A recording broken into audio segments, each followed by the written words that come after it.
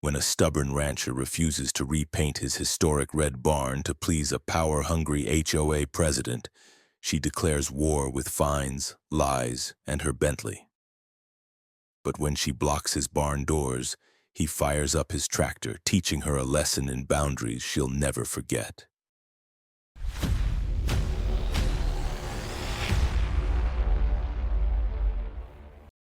I bought this land with my bare hands and a stubborn sense of independence. 3 years ago, I traded in the noise of city life for a quieter patch of Montana earth, 5 acres of untamed edge just far enough from town to matter. The property came with a crumbling red barn, one of those sun-bleached relics that looked like it had watched generations of men come and go. I didn't see rot and rust. I saw legacy. I rebuilt it beam by beam, coat by deep barn-red coat, and every nail I hammered felt like a middle finger to the beige uniformity of suburbia. The neighbors across the 2-lane road seemed fine at first. They lived in a tidy development called Willow Creek Preserve, where all the houses looked like they'd been cloned by someone with a fetish for taupe. But they kept to their sidewalks and I kept to my dirt, and I figured we had an unspoken agreement. You do you, I'll do better. I had no reason to think they'd care what color my barn was, that is, until the letter arrived. It came in a crisp white envelope with the seal of the Willow Creek Homeowners Association embossed like it was the damn Pentagon.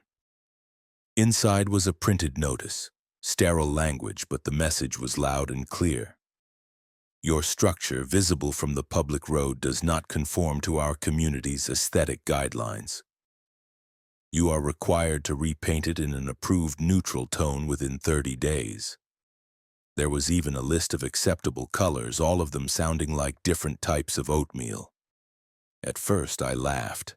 I wasn't part of their HOA. My deed didn't mention it. My realtor had made that very clear. My property was older than their whole subdivision. I figured it was a clerical error and tossed the letter into the fire pit behind the barn. But bureaucracy doesn't like being ignored. 4 days later, I was hauling bags of gravel near the fence line when I heard the low hum of a car pulling up. I looked up to see a sleek black Bentley easing onto the gravel edge of my driveway like it didn't belong there, which of course it didn't. Out stepped a woman in heels that weren't made for dirt, holding a tablet like it was a gavel. Blonde bob, designer blazer, posture of a dictator in stilettos. "Excuse me," she said, her voice carrying that sugary, firm tone people use right before they try to colonize you. "Are you the owner of this property?" "I better be," I said, wiping dust from my hands. "Been paying taxes on it." She didn't smile. "I'm Karen Whitmore, president of the Willow Creek HOA. I'm here to follow up on our letter." I blinked. "That wasn't a mistake?" "No," she said sharply, tapping her tablet. "Your barn violates our approved exterior color scheme. It's visible from the street. That makes it subject to our regulations." "You're confused," I said, reaching into the back of my pickup and pulling out the laminated property map I kept for nosy realtors and mushroom hunters. "This line here? That's your boundary. My barn is on this side. Your HOA rules don't cross that line." Karen glanced at the map but didn't flinch. "It's about community harmony," she said. "The barn draws too much attention. It's aggressive." I stared at her. "It's paint." "It's red," she said like it was a hate crime. "Barn red," I corrected. "The traditional kind, the color it was when my grandfather built it." "Tradition isn't exempt from standards," she snapped. "You have 30 days to comply." I folded the map slowly, slipped it back into the truck bed. "Karen," I said, "with all due respect, you don't own this land. You don't make the rules here." For the first time, her jaw twitched. "Then we'll see what the county has to say." She got into her car, revved the engine like it was a warning shot, and pulled away in a cloud of gravel dust. I stood there watching her disappear behind the beige gates of Willow Creek. and felt the hair rise at the back of my neck. This wasn't going to be one of those neighborly misunderstandings that blew over. Karen had declared war over the color red. The first sign that things were escalating came 3 days later, in the form of a bright yellow citation envelope duct taped to my mailbox. It was official, county letterhead and everything, but the language stank of HOA meddling. The notice cited me for visual encroachment, whatever the hell that meant, and warned of daily fines if the unauthorized structure wasn't brought into visual alignment with the surrounding community. I read it twice, then laughed, loud and sharp. My barn wasn't unauthorized. It had stood there longer than most of the county ordinances themselves. But it was clear now. Karen wasn't bluffing. She'd gone whining to some overpaid clerk downtown and managed to dig up or twist just enough regulation to make a nuisance of herself. Not that it would hold up in court, but still it was a shot across the bow. By the following weekend, I caught a man in khakis crouched near my fence line with a DSLR camera aimed at the barn. When I walked up, he jumped like a guilty raccoon and muttered something about contract work for visual documentation. I told him if he came back without a warrant, he'd be visually documented on the other end of my 12-gauge. He didn't come back. That night, a new post appeared in the Willow Creek neighborhood group, public of course. Karen had written a manifesto-length screed about visual pollution and non-compliant structures degrading home values. She never mentioned me by name, but the photos attached, zoomed in on my red barn like it was a crime scene, spoke loud enough. Comments rolled in. Some echoed her. People who probably ironed their welcome mats and arranged their garden gnomes by height. But there were others too. Quieter voices asking if the barn was even part of the HOA, if it was fair to target someone over paint. Karen replied to them all with that same tight-lipped cheerfulness like a PR rep from hell. The next morning I woke to find someone had thrown raw eggs at the barn wall. Not many, maybe 3 or 4, but enough to send a message. I cleaned it off in silence, then set up a trail cam facing the road. I wasn't going to call the cops over poultry vandalism, but I was done playing passive. Then came the banner. It went up overnight, 20 feet of beige vinyl staked into the HOA's side of the road across from my driveway, screaming, "This structure violates Willow Creek standards. We value harmony." I stood there at dawn, coffee in hand, staring at it like it had grown out of the dirt. Harmony my ass. It was petty theater, HOA style. So I answered back. I hauled a scaffold around to the front of the barn and draped my own message over the old double doors, painted in thick, unapologetic white. Built in 1946, painted barn red since 1947, try me. It was visible from the same road, all right. Hell, probably from space. I added a sketch of the barn's original blueprints underneath just for spice. A few passing cars honked in support. One even slowed down enough to shout, "Hell yeah!" By noon, Karen was back, standing across the road with her arms folded, lips tighter than a banker's wallet. She took pictures, barked something into her phone, and left. That night, a second citation appeared, this time with a threat of up to $500 in daily fines for unapproved signage. I called my lawyer the next morning. Her name was Rebecca Ellison, and she had the soul of a wolverine in a pencil skirt. After reading the citations and reviewing my deed, she confirmed what I already knew. My property was fully independent, not under HOA jurisdiction. But she also noticed something else. "This map," she said, tapping a satellite image Karen had attached to one of the letters, "has been altered. The boundary line's been moved east, onto your property." I leaned back in my chair. "You're saying she faked the map?" "Or someone did at her request," Rebecca said. "Which makes this not just annoying but actionable.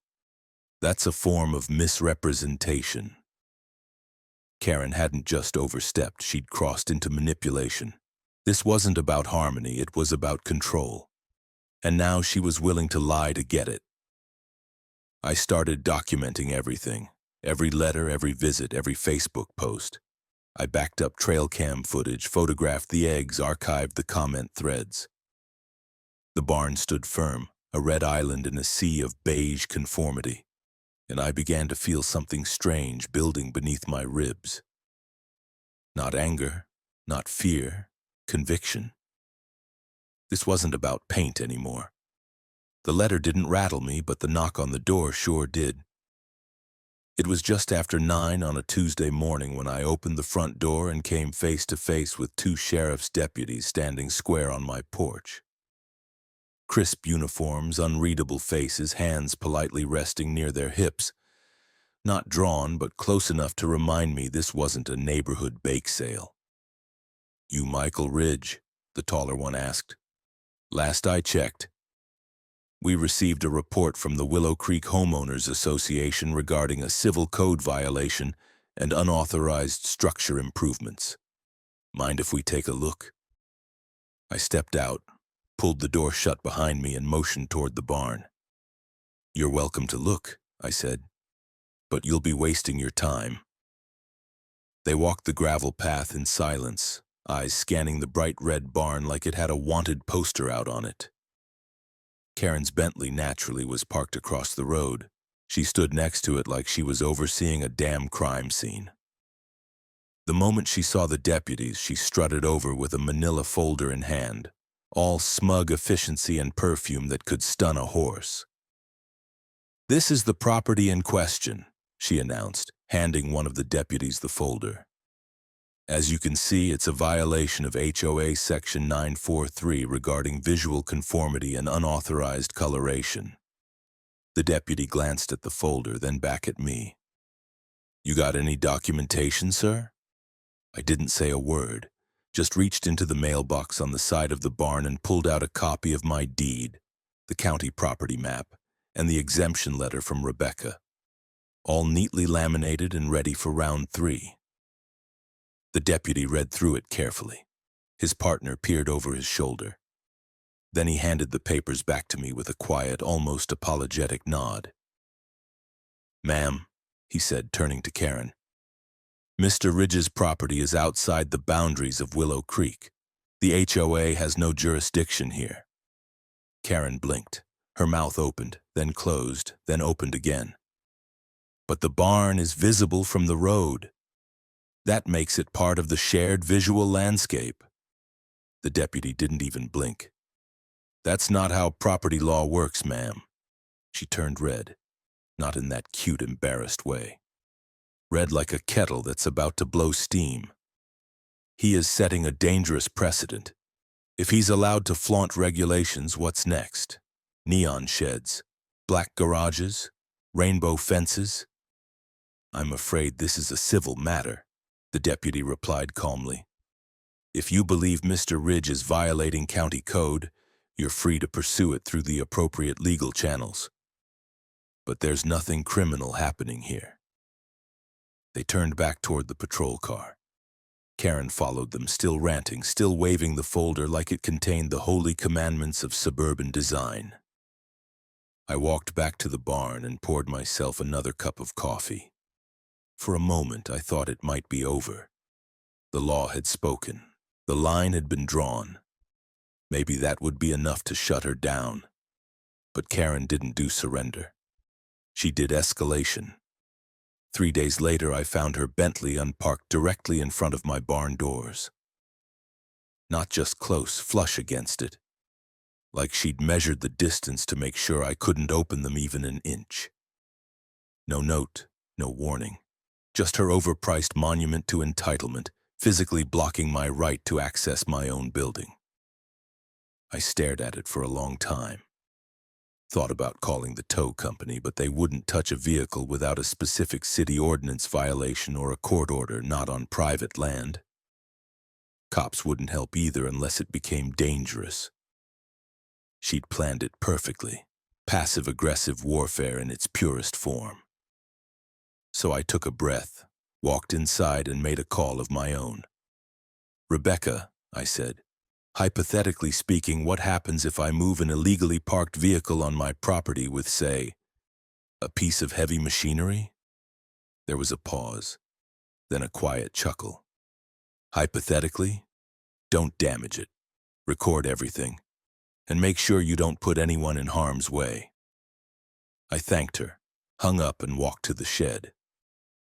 The tractor hadn't been used in over a week, but it still purred to life like it was waiting for a moment like this. Old John Deere, built like a tank, painted deep green with sun-faded decals. I let it idle, letting the sound carry down the road like a tribal drumbeat. By the time I rolled out toward the barn, half the neighborhood was watching. Some stood at their windows. A few brave souls came out onto their lawns. I saw at least 2 phones raised, recording. I approached slow, deliberate, teeth clenched, one hand on the wheel and the other steady on the controls. Karen's Bentley gleamed in the morning sun, blocking the double doors like a smug concrete wall. I stopped just short of the bumper, killed the engine, got off. I took a thick permanent marker and a notepad from the console, scribbled out a single line, and stuck it under her windshield wiper. You had your chance. Then I climbed back on the tractor, raised the front loader arms, and with a surgeon's precision, lifted the front end of that 2-ton luxury whale clean off the ground. The crowd across the road gasped. One man let out a low whistle. I didn't dent a damn thing. I backed it up 3 yards and gently set it down on the edge of her side of the property line, just outside my barn's path, not so much as scratching a wheel. Then I killed the engine, hopped down, and unlocked the barn like I'd done it every day for 100 years. Karen showed up screaming 10 minutes later, phone in hand, shrieking about vandalism and attempted vehicular homicide. 2 officers arrived, same ones as before. They took one look at the tire tracks, the note, the untouched Bentley, and the footage someone emailed them and said, "Ma'am, it's not illegal to move an obstruction on private land, especially not with this level of care." Karen tried to argue.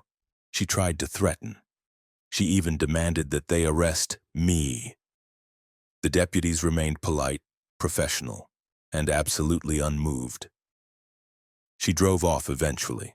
No ticket, no charges, just a whole lot of rage and a bruised ego the size of her gas bill. I stood by the barn, wiping grease from my hands, and watched her taillights disappear again behind the gates of her painted cardboard kingdom. One of the neighbors walked up and clapped me on the back.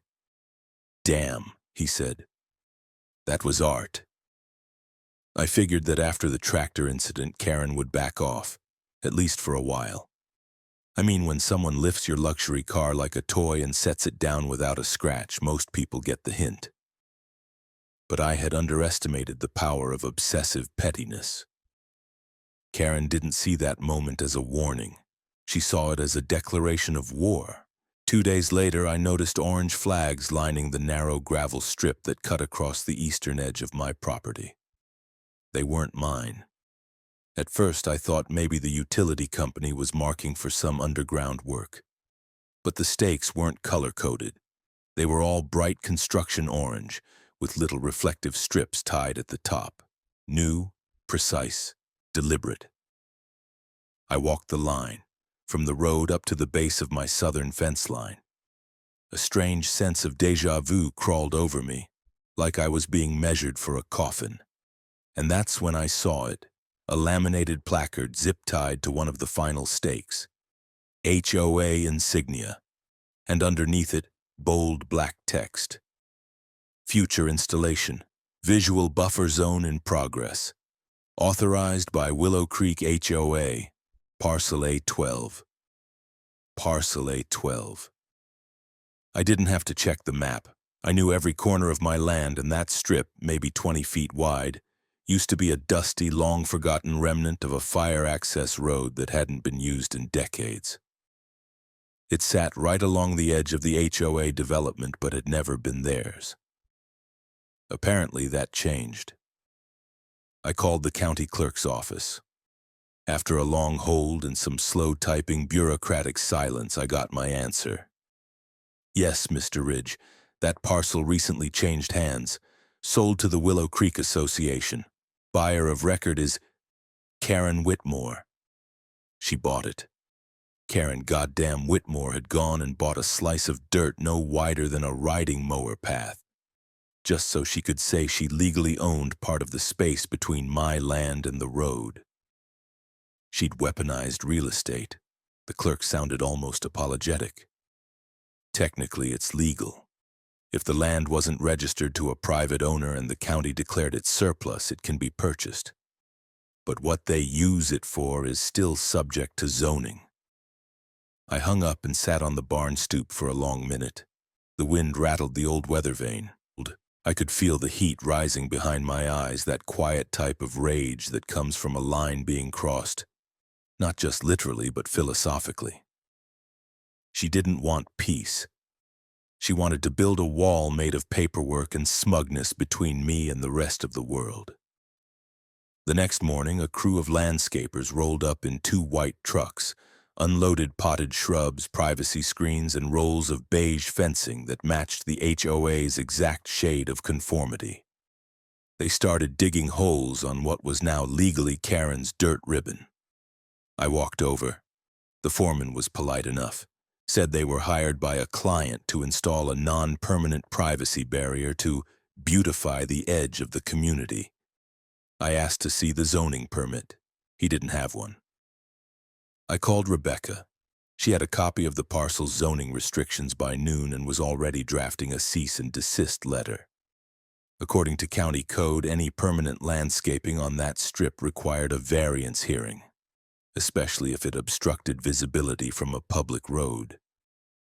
We faxed that letter to Karen's HOA office, her real estate firm, and directly to the county code enforcement office.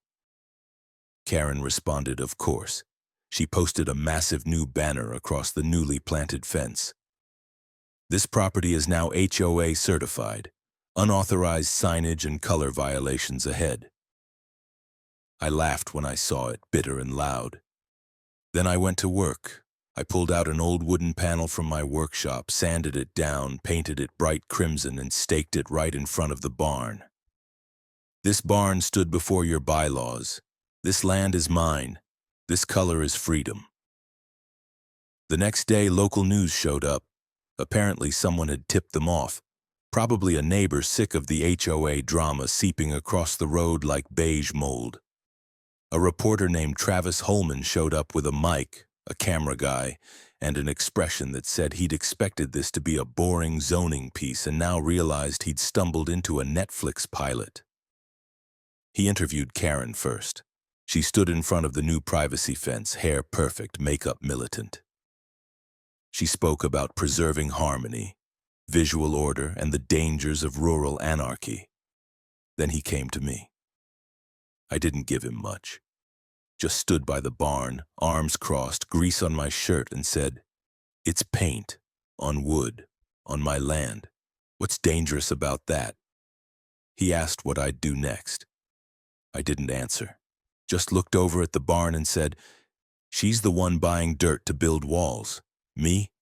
I build things that last." That segment aired that night on Channel 7. People loved it. The comments online were brutal for Karen. They called her a tyrant with a measuring tape. One user wrote, "Imagine having Bentley money and choosing to die on the hill of paint." Another, "Red barns are American. Beige fences are not." The next morning, I opened my mailbox to find a folded letter from a neighbor I'd never met. Inside was a short note. "Thanks for standing your ground. Some of us are sick of the beige, too." There was no signature, just a sticker of a little red barn. The envelope came certified, hand-delivered by a clerk with a clipboard and a look that said he'd seen one too many neighbor feuds go sideways. Inside, official notice of civil proceedings.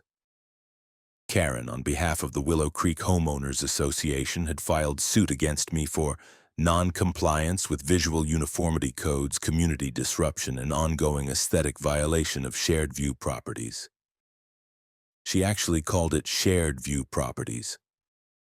Like my land, my barn, my history were just a decorative backdrop for her evening Chardonnay. Rebecca, my attorney, skimmed through the pages, then gave a soft snort. She's serious. This isn't just a stunt anymore. She's trying to create precedent. If she wins this, she sets the legal tone for HOAs harassing anyone within line of sight. Well, I said, that ain't gonna happen. We came prepared. At the hearing, Karen showed up with a folder the size of a phone book and a posture like she was about to host a TED Talk. She had charts showing the average property values of compliant zones, side-by-side color swatches, and even quotes from residents claiming their sense of tranquility had been compromised. It was like watching someone try to win a war with wallpaper samples. Her attorney, a polished man in a beige suit that matched his soul, opened with a speech about neighborhood coherence and communal visual integrity. He talked about how the HOA had received numerous complaints from residents who felt visually attacked by the barn's color. Then Rebecca stood up. She didn't posture, didn't perform. She just laid out the facts like a row of sharp nails. She showed the original plat map, the updated deeds, and most damning of all, the doctored HOA map. Karen had submitted earlier in the year with the boundary lines sneakily shifted over my land. Rebecca pointed directly to the scanned version on the overhead screen. This, she said, is a falsified document, and the person who submitted it did so knowingly. The courtroom went quiet. The judge, an older woman with tired eyes and no patience for nonsense, leaned forward. "Are you accusing the plaintiff of document tampering?" "I'm not accusing," Rebecca said coolly. "I'm presenting evidence. If the court would like to compare the official county survey to the version submitted by the HOA, the discrepancy is clear and intentional." Karen's lawyer tried to pivot. "This is a clerical error, nothing malicious." The judge cut him off. "Clerical errors don't erase property lines, counselor, especially when the corrected document benefits your client." That's when it turned. Karen stood up mid-proceeding and interrupted her own attorney. "That barn is ruining everything. People drive by and think we allow that kind of rural chaos. It's dragging us down." Rebecca simply folded her hands and said, "And yet, it stands, because the law protects ownership, not opinions." We submitted additional testimony, emails from county officials affirming that my land had never fallen under HOA jurisdiction, photos of Karen's banner stunts, and the original deed showing clear boundaries. We even had video of the police visit, including the deputy saying point blank, "HOA has no authority here." By the time we finished, Karen's team looked like a wedding party that realized too late they were at the wrong church. The judge recessed for 15 minutes. When she returned, her tone had shifted from professional to surgical. "I've reviewed the documents, the exhibits, and the testimonies. The Willow Creek HOA does not possess jurisdiction over Mr. Ridge's property.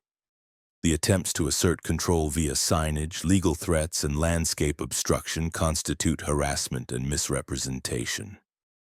She looked directly at Karen. "This court is particularly concerned with the altered boundary map and the pressure placed on county offices. You have not only overstepped, you've misused your authority. That ends today." Her ruling: HOA was to cease and desist all contact with me and my land, remove their fencing and banners within 72 hours, and pay damages to cover legal costs and emotional distress caused by prolonged harassment. She also ordered a formal correction to the HOA charter, clarifying the neighborhood's true boundaries, and placed Karen under a court warning for document manipulation, pending investigation. Outside the courtroom, Karen brushed past me, heels clicking like angry Morse code. She didn't say a word. Her eyes, though, they burned, not with regret, with disbelief. She still didn't understand how she lost, but the rest of the crowd did. Travis, the reporter from before, was waiting on the courthouse steps. "Big win," he said, microphone in hand. "Any comment for the community?" I looked straight into the camera and said, "It's not about paint. It's about boundaries and knowing when you've crossed one." Karen didn't disappear, not entirely. People like her don't just vanish when they lose. They recede like oil in a puddle, clinging to the edges, waiting for a chance to stain again. But after the court ruling, she lost her shine. Her authority in the HOA was cracked, and the neighbors could smell blood in the chlorinated water. Within a week, a petition started circulating in Willow Creek. It called for a vote to restructure the HOA board and introduce term limits. That kind of thing doesn't happen in those cookie-cutter neighborhoods unless something truly snaps. Apparently, Karen had managed to piss off more than just the guy with the red barn. She'd been throwing fines at flower pots, letters at lawn gnomes, and passive-aggressive memos at anyone who dared own a mailbox with character. 3 weeks later, she was voted out. Her farewell email was everything you'd expect. Vague accusations of betrayal, claims that the community wasn't ready for proper order, and of course a final jab at those who value chaos over compliance. I printed it out, framed it, and hung it inside the barn next to a shovel my grandfather used during a blizzard in '52. Both tools of labor in their own way. But the fallout didn't stop at the gates of Willow Creek. The court victory lit a fire I hadn't expected. I started getting messages from people all over the state, folks dealing with HOAs trying to regulate everything from fence heights to what kind of blinds they could hang. One guy from Idaho sent me a photo of his mailbox painted like a rooster with the caption, "Still standing. For now." Local news followed up with another segment. They filmed me at the barn, walking the property, talking about boundaries, literal and otherwise. Rebecca was there too, off camera but smiling like a woman who just got paid in HOA tears. That's when the idea came to me. The barn didn't have to be just mine. I started organizing something I hadn't done since I moved out here. An open event, nothing fancy. Just a Saturday afternoon with barbecue, music, and one simple invitation. Come see what freedom looks like in red. Word spread fast. By noon on the day of, we had over 100 people on the property. Families from across the county, bikers with their dogs and goggles, local veterans, even a few kids selling lemonade with a sign that said HOA Free Zone. I gave informal tours of the barn, told the story of how it was rebuilt, how the beams were salvaged from the original structure, how the red was the exact shade my grandfather had used, mixed by hand and reapplied every 5 years like ritual. People listened. Some nodded. Some took pictures. One guy said, "This is the most American thing I've seen all year," and handed me a 6-pack. Then came the wall. It started when one visitor, an art teacher from the next county over, asked if she could paint a small mural on one of the side panels. "Just a sunflower," she said, "nothing flashy." I gave her a brush and didn't think much of it.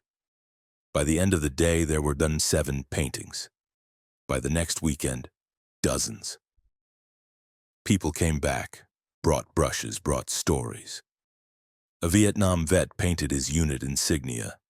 A teenage girl added a rainbow tractor with the words, "Grow Your Way." Someone painted Karen's Bentley being airlifted by a red barn with wings.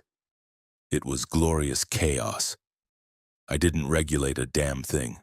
The barn became something more than a red building.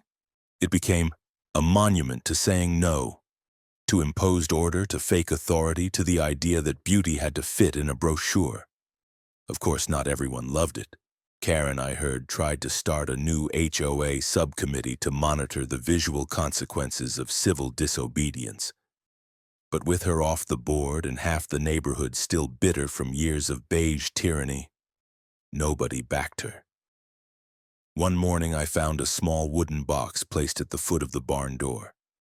No note, just a folded American flag inside and a photograph, black and white, frayed at the edges, of 3 men standing in front of a barn that looked just like mine, only older. One of them was my grandfather. No name, no explanation, just legacy, passed hand to hand. The following Sunday, I climbed up and mounted a final sign above the barn doors. Painted in the same red as the boards, letters carved deep and clean. This color stands, and nobody came to take it down. It was a warm September afternoon when the sky finally felt wide enough to breathe again. The air had that smell of dry hay and old wood, the kind that sinks into your bones and tells you the season's about to turn. I stood by the barn, hands on my hips, watching as the last string of colored lights was strung from the weather vane down to the corner post. The whole place was dressed for company. This was no ordinary Saturday. It was the first annual Freedom Paint Festival, a name someone else came up with, but hell, it stuck. Folks had driven in from 3 counties over. A local bluegrass band played under the shade of an old cottonwood tree. Kids ran through the fields with red bandanas tied around their heads like they were storming the Alamo. A barbecue truck from town set up shop near the driveway, and the smell of ribs and mesquite made even the grouchiest old men sociable. There were maybe 200 people here now, and more arriving by the hour. Cars lined both sides of the road. One clever soul had brought a flatbed trailer with folding chairs on it, parked it like a front row seat to the barn's mural wall. I walked along the side panels and took it all in. There were sunflowers and handprints, battle flags and poetry. A horse running across painted flames, a quote from Lincoln, a tribute to a lost dog named Bucket. Some pieces were detailed masterpieces, others were clumsy scribbles with crooked hearts and stick figures. But together they told a story, not mine, ours.